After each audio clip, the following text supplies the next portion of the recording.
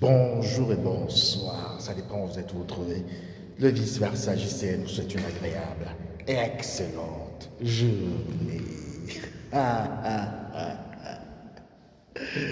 Alors, comment vous allez? J'espère bien. Moi, ça va, à part la voix un peu qui est enrouée.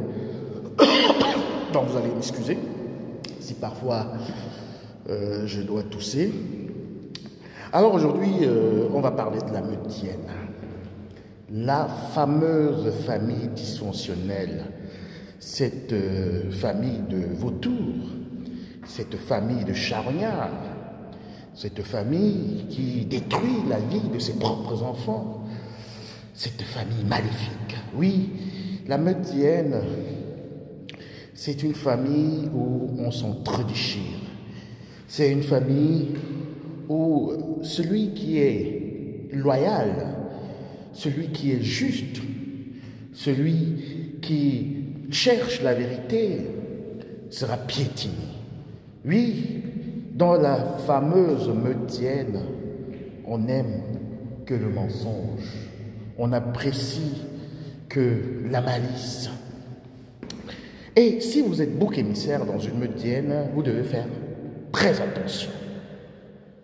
Parce que ce qu'on va rencontrer pour les boucs émissaires, ceux qui sont vraiment hypersensibles dans cette meutienne, ils vont souvent vouloir sauver le monde. Ils veulent sauver leurs frères et sœurs, les moutons noirs. Ils veulent sauver le papa lui-même qui est castré. Ils veulent sauver également la maman hyène. Oui, parce que il y a beaucoup d'hypocrisie dans cette famille. Et aussi, les membres de la meute d'hyènes savent bien se camoufler. Oui, ils sont des très bons manipulateurs. Ils vont vous manipuler si vous êtes le bouc émissaire. Oui, vous faire croire que non. Oui, tu sais Janine, oui, tu sais Florian, dans toutes les familles, il y a des problèmes. Non, ne quitte pas la famille. Non, ce que l'enfant roi t'a fait, ce que grande sœur t'a fait, ce n'est pas la fin du monde. Ce n'est pas pour autant que tu dois régner ta famille. Et ensuite, le jeu double de la maman hyène, c'est d'aller dire justement à tous les moutons noirs, dont à vos frères et sœurs, que vous êtes manipulés. Oui, quand le bouc émissaire va ouvrir les yeux pour constater et aussi vraiment repérer qu'il est dans une meutienne et qu'on va aussi commencer à remarquer un peu sa prise de distance par rapport à la famille, alors on va justement mettre cette cabale en marche. Et justement, comme je disais, la maman hyène va aller dire aux frères et sœurs, mais écoutez, votre sœur ou votre frère, si vous êtes une femme, si vous êtes un homme, de toute manière, vous êtes un bouc émissaire, un petit enfant de lumière, on va vous dire que vous êtes fou. Oui, vous avez perdu la tête. Vous êtes en train d'extrapoler. Vous êtes en train d'accuser la sœur hyène, la grande sœur, cette sœur farouche. Oui, pour rien. Oui, vous êtes vraiment en train d'affabuler. On va vous dire comment vous pouvez faire cela. Comment vous pouvez trahir toute une meute. Oui, parce que la meute se dit qu'elle doit rester justement soudée, compacte. Et effectivement, elle est. Donc, quand on constate qu'il y a un petit membre de la meute, une petite hyène zébrétée, qui veut quitter la meute, alors, oui, on va comme ça vous étiqueter de fou. On va vous étiqueter de folle.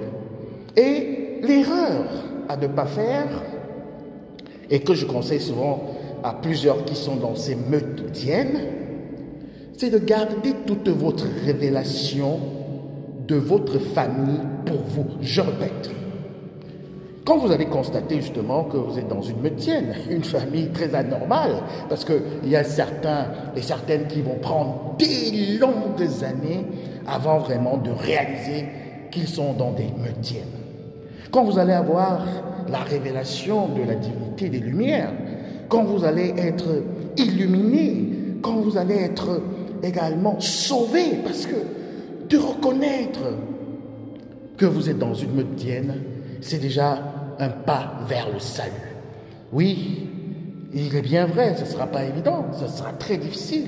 Mais au moins là, vous avez déjà vu justement le Seigneur qui est là et qui vous appelle et qui vous demande votre main. Oui, pour vous faire sortir justement des griffes de cette meutienne.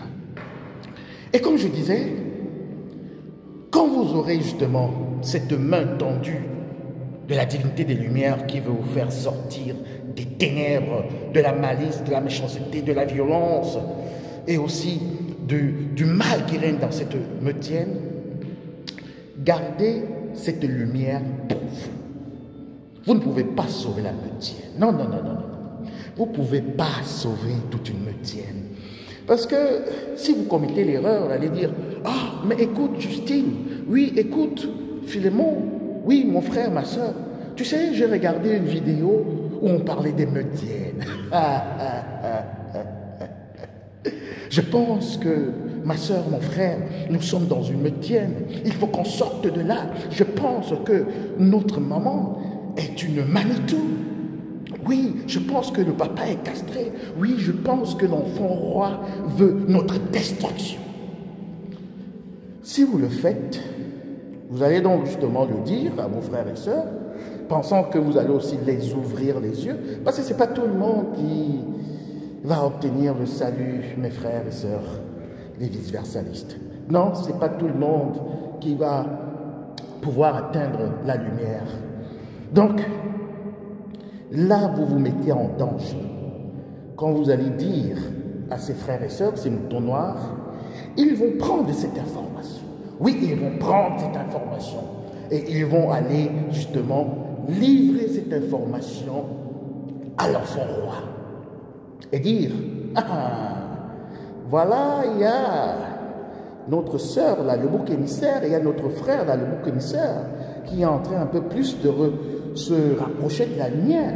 Donc, il faudrait maintenant qu'on essaye de s'asseoir, de se réunir, de faire une assise familiale pour que, justement, on lui bloque le chemin vers la lumière. » Je répète, vous avez découvert que vous êtes dans une meutienne, alors gardez l'information pour vous. Prenez votre croix et faites votre pèlerinage. Oui, entrez dans le désert. Parce que, qu'est-ce que vous pouvez faire quand vous êtes dans les ténèbres? Qu'est-ce que vous pouvez faire quand vous êtes dans une famille où tout le monde veut détruire tout le monde? Tout le monde jalouse tout le monde.